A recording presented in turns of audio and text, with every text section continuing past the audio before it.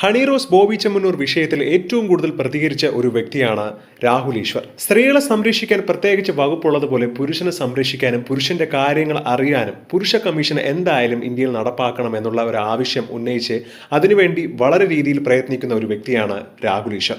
ഈ ഒരു കാര്യത്തിൽ ഏറ്റവും കൂടുതൽ ശബ്ദമുയർത്തുന്നതും പുള്ളി തന്നെയാണ്. കാരണം പുരുഷന്മാരെ ആർക്കും ചൂഷണം ചെയ്യാം എന്ന രീതിയിലേക്ക് മാറിയിരിക്കുകയാണെന്നും പല കള്ളക്കേസുകളും നമ്മളിവിടെ കണ്ടിട്ടുണ്ടെന്നും അതുകൊണ്ട് പുരുഷന്മാർക്ക് പ്രൊട്ടക്ഷന് വേണ്ടി അല്ലെങ്കിൽ പുരുഷന്മാരുടെ കാര്യങ്ങൾ കൂടുതൽ അറിയാനും അല്ലെങ്കിൽ അതിനുവേണ്ടിയുള്ള നടപടികൾ എടുക്കാനും പുരുഷ കമ്മീഷൻ തീർച്ചയായും വേണമെന്ന് പക്ഷം പറയുകയാണ് രാഹുൽ ഈശ്വർ.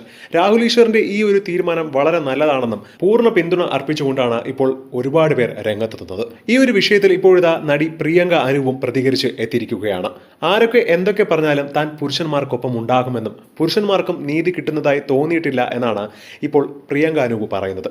തിരുവനന്തപുരത്ത് വാർത്താ സമ്മേളനത്തിലാണ് സംസാരിച്ചപ്പോൾ പ്രിയങ്ക ഇക്കാര്യം പറയുന്നത്. മെൻസ് കമ്മീഷൻ വരികയെന്നത് പുരുഷന്മാരെ സംബന്ധിച്ച് ഭാഗ്യമാണെന്നാണ് പ്രിയങ്ക പറയുന്നത്. പുരുഷന്മാരുടെ ഭാഗത്ത് ന്യായമുണ്ട്.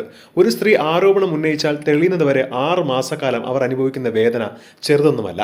സ്ത്രീകളോട് വിരോധമുള്ള ആളൊന്നുമല്ല ഞാൻ, പക്ഷേ പുരുഷന്മാർക്കൊപ്പം നിൽക്കുന്നു എന്ന് മാത്രമേ ഉള്ളൂ. ഒരു പരാതി കൊടുത്താൽ പരാതിക്കാരിയുടെ മുഖം എങ്ങനെയാണോ കാണിക്കാത്തത് അതുപോലെ പുരുഷന്മാരുടെ മുഖങ്ങളും കാണിക്കാൻ പാടില്ല എന്നും പ്രിയങ്ക പറയുന്നു.